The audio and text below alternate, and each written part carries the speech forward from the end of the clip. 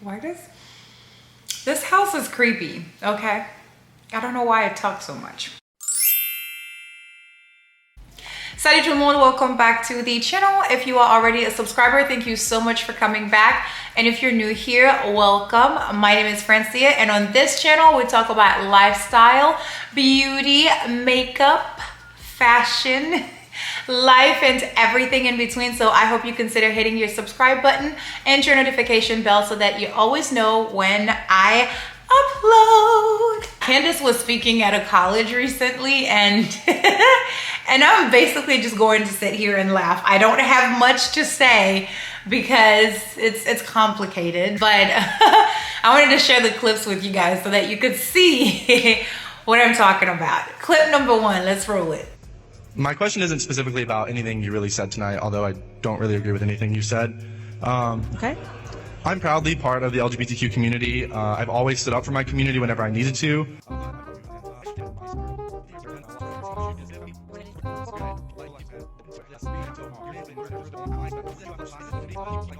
Is there a question in there or a speech? Yes. You got to ask a question, buddy. I know you wrote this out in your notes, but ask a question. Let's go. How do you think other people who, with your beliefs, respond to the fact that your hateful and harmful rhetoric costs the lives of queer children every single day, on average, every 45 seconds? Okay, so this is just going to be a pure boogeyman. You're pretending that someone committed suicide because of Candace Owens. You've got no facts here. You're just going, it's your rhetoric that's causing all of this. When in reality, you want to talk about the tea. I sat down with a man named Walt Heyer who was convinced to chop his penis off after your community told him that there was something wrong with him because he had confusion. Why was he trans? Because he was molested when he was 4 years old by his uncle. Rather than being sat down and spoken to by a psychologist, he was handed hormone pills, and he eventually chopped off his penis. Walt Heyer is now 80 years old. He detransitioned, and he does a lot of work talking about why it is that he runs a charity, okay, an actual charity that is dedicated to sex change regret, of people who have changed their parts and can't go back. And you know what happens? Suicide rates go up after they transition. After they transition. And Candace Owens wasn't the one that chopped their dicks off. I just want to say, I am not the doctor who chopped off these people's penises. I am not the person that caused them to have that depression after they go through these transitions and can't just magically go back. So as I said, that is a complete, it's just creating an absolute straw man. Your rhetoric has done this. You have no idea what's going on in those individuals' lives and how they are being inspired to ruin their own lives. And so on my platform, I do host people that have sex change regret, and I speak to those individuals because the community needs to hear those stories before they make those same decisions and can't turn around. Plain and simple. Oh my gosh. Oh my goodness.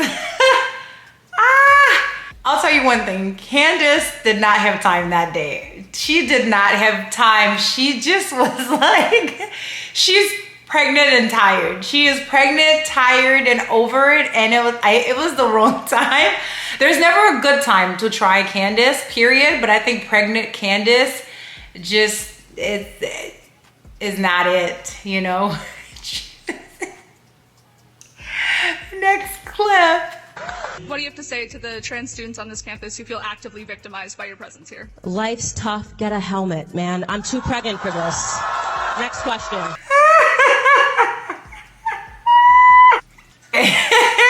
Okay, with all permission from Candace, I would like to ask permission from Candace because that will be my new phrase from here on out. I do not care. I'm gonna be using that, and if she puts that on a shirt, I am buying it, okay? Life stuff, get a helmet.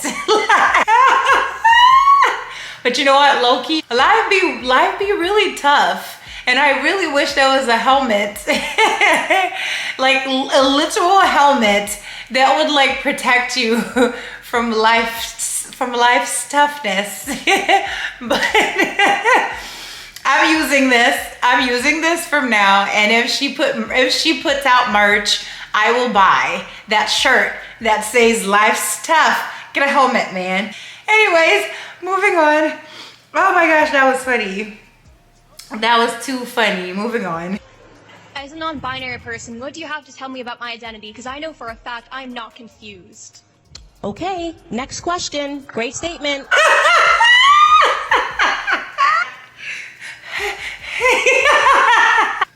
She was so sure of her question. She was like, I got this. Okay. Candace answered saying, okay, great statement. I don't know, like, what did she want Candace to tell her? Because she was like, as a non-binary, what do you have to say to me as a non-binary? I know that I'm not confused. Okay, what do you want her to say to you? You already know you're not confused. Good for you. That was too funny. Next clip. Hi, how are you? Hi, I was wondering where you got your statement, your statistic about people who transition, detransition, as well as that you are infertile after transitioning. Because I myself take hormones. I do testosterone injections, and I've gone through a lot of doctors, and none of them told me that was true. Okay, so on my podcast, I actually cite all the sources. If you look up my name and my podcast, you can, I mean, it's in so many articles. And also, as I said, sexchangeregret.org actually lists all of these statistics with their sources. So obviously, I can't give you a hyperlink as I'm standing on the stage, but you can definitely find it on my podcast, and you can find it on sexchangeregret.com. Thank you for the question. That was, I think, the first question we got there. And that was a question. That was a really nice question. And she wasn't combative. She came and she asked nicely. For anyone interested in the resources, I have all the links in the description below for your discretion. Next clip. Hi. According to Britannica, the definition of the nuclear family has expanded with the advent of same-sex marriage. Children in nuclear families may be couples' biological or adopted offspring. Does this mean that the merch you sell supporting, nuclear families means that you support trans couples adopting, gay couples adopting, and spreading this rhetoric that you talk about? So you're talking about the expansion of definition. So right now they've expanded the definition of woman to include biological males. This gets back into what I was saying earlier about the left's controlling linguistics and just pretending that, okay, a nuclear family can now be two trans parents that are adopting a child. That is not the nuclear family unit that I am talking about. I believe that I am talking about marriage between a male and a female, which naturally and biologically produces children. So no, I do not take that new updated definition of what it means to be a woman or what it means to be a nuclear family. Let me sit back as I say this. There's 90% of you that come in here and you do not subscribe. Why do you not subscribe? Tell me. It's free because you're not paying any money. It's like, why wouldn't you just hit the button? Why wouldn't you just hit the button? And if you hit the button, you're right there. You're right there. Just hit the bell. Hit the bell at the same time. So do me a favor. If you stumble into this channel, and if you like this a little bit, if you make it past 30 seconds, I need you to subscribe. Do you hear me? If you make it past 30 seconds, now don't just click off because you're like, oh, I didn't make it to 30 seconds. Make it to 30 seconds. And if you do, hit that button. Okay, thank you. Moving on to the next clip. Raised my hand before, so I just want to preface that I have opposite views, but I do want to have a genuine conversation without feeling belittled. So I do just want to preface that. Yeah. I am a feminist. I do study specifically academia and the structure of academia and what that looks like for people of color. So in relation to free speech, do you feel that free speech is free for everybody in terms of Western society and the America that we live in today? And at what point does free speech no longer become free? What do you mean, at what point does it no longer become free? Some rhetoric can be harmful to other communities, especially in the way that it's spread in the media. And I think that goes for both sides. But can you give me an example? It's always easier to, answer a question. So what I know we all are aware of what happened on campus last year. I'm not. Okay. Great. Look it up. So it was just involving the feeling of LGBTQ members of the community feeling unsafe with rhetoric that's being shared in terms of transphobia. If you're a man, I need an example, and someone, if you're a biological man and someone says, hey, what's up, dude?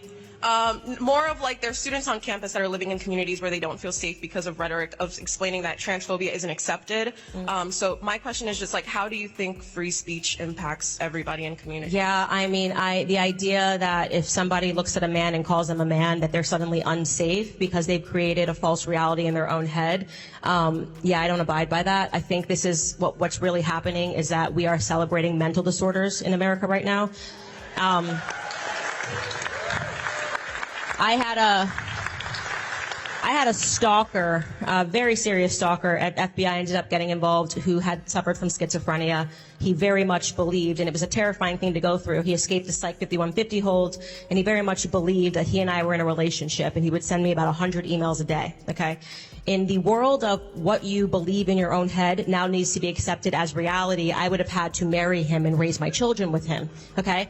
But what was going on in his head wasn't actually reality. And me saying that this person needs to stay away from me and my family because there's something wrong with him and he was threatening to kill me if I didn't, raise my child with him, that was reality. That was something that had to be dealt with. So what's happened right now is the left is trying to make it seem that people who see reality for what it is are demented and are creating unsafe territory, and that's not the truth. In fact, what I think is unsafe territory is for people to be affirmed in their delusions. So I will never refer to a biological male as a female. And if that makes somebody feel unsafe, I'm not following you around. I don't know what happened on your campus. I wouldn't follow you around and say, hey, you're a male.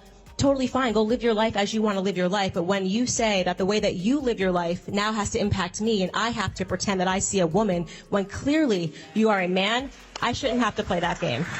That's all. Thank you very much. This last one just bothered me. She just annoyed me. Like, how you gonna come on there and be like, I want to have this conversation without feeling belittled, but then you want to start out so rude.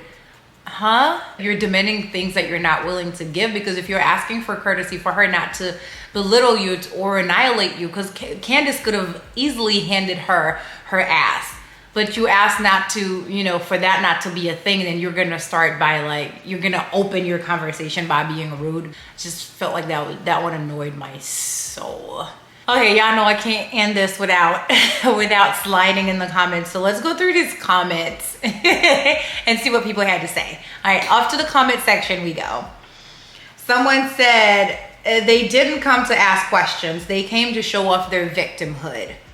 100%. One person had a decent question in there, and she took the information and she went.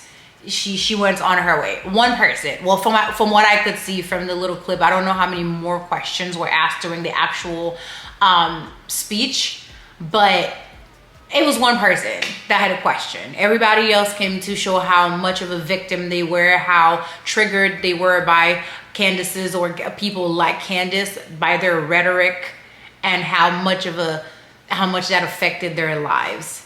Somebody said she paid for a ticket just to tell Candace she's not confused and get in an argument with her, proving that Candace's teaching does have power over her.